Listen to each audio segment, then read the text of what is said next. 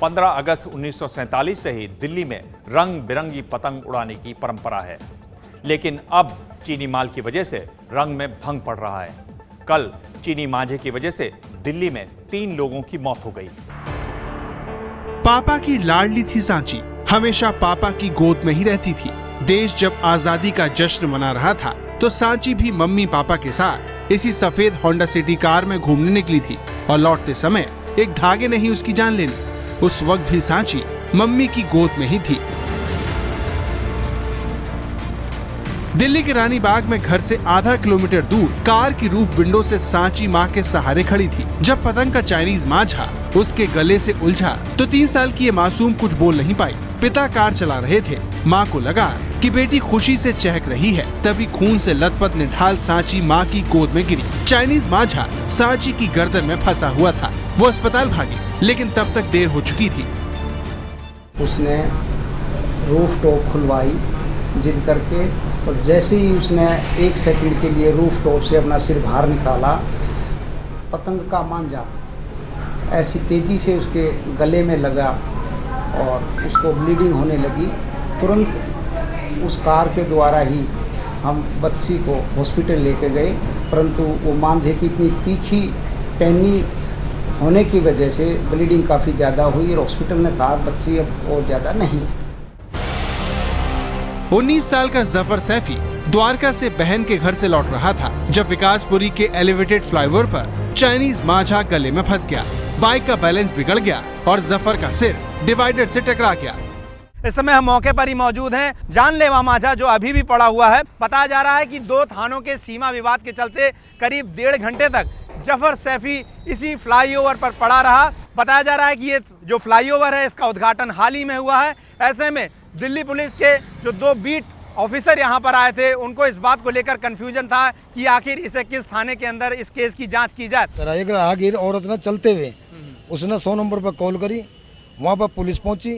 Police आपस में 1-1.5 घंटा वहाँ बहसबाजी करती रही।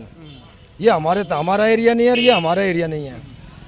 फिर ये जो 5 स्टेशन की गाड़ी होती है, ये उधर से निकल रही थी, उन्होंने उठाकर और यहाँ हॉस्पिटल में पहुँचाया उसे। जफर और सांची जानलेवा धागे के शिकार हो गए। आखिर क्यों है दिल्ली में जानलेवा धागे का जुनून? जानने के लिए हम पुरानी दिल्ली की एक दुकान में देसी मांझा और चाइनीज मांझे में फर्क जानने पहुंचे। ये इजीली टूट रहा है, ये गल जाएगा, नष्ट हो जाएगा। चाइनीज मांझा ना नष्ट होगा ना गलेगा, वो जैसे का तैसा बना रहता है। एक देसी मांझे की चरखी 550 रुपए की आती है, जबकि चाइनीज मांझे की चरखी महज 120 रुपए में मिलती है। देसी मांझा धागे से बनता है, जबकि चाइनीज मांझा प्लास्टिक से बनता है और इस पर लोहे का बुरादा भी लगा होता है। कई बार बिजली के तार के संपर्क में आने पर करंट भी लग जाता है।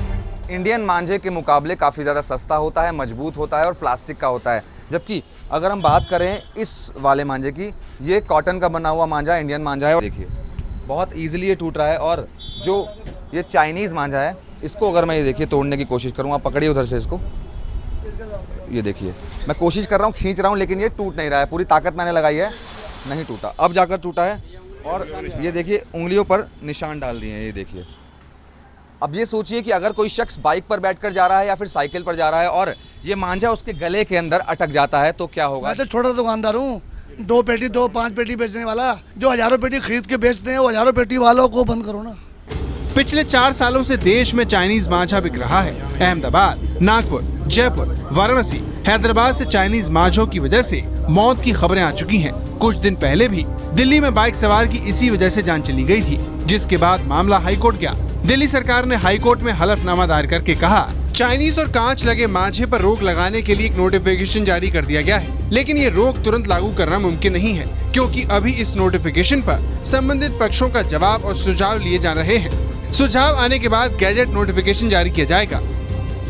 अब इस ड्राफ्ट नोटिफिकेशन पर सुझाव आने के बाद ही चाइनीज मांझे पर बैन लग सकेगा। तब तक बाजार में इस तरह ही चाइनीज मांझे बिकते रहेंगे, जो मौत का मांझा बन चुका है। भारत से पतंग का पुराना रिश्ता है, जश्न का भी और विरोध का भी। 1927 में साइमन कमीशन का विरोध करने के लिए गो बैक साइमन लिखकर पतंग उड़ाई गई। जवाहरलाल नेहरू ने 15 अगस्त 1947 को पतंग और कबूतर उड़ाकर आज़ादी का जश्न मनाया।